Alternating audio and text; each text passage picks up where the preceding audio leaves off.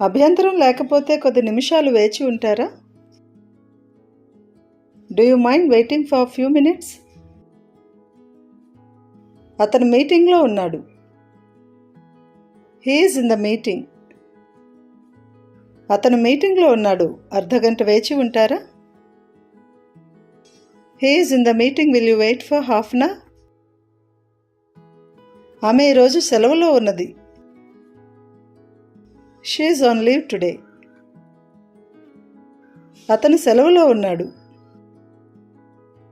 He is on leave.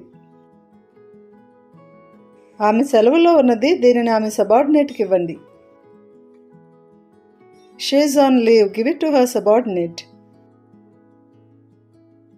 నన్ను మన్నించండి, ఆమె ఈరోజు ఇక్కడ లేదు. నేను ఒక మెసేజ్ తీసుకోవచ్చా? I'm sorry, she is not here today. Can I take a message?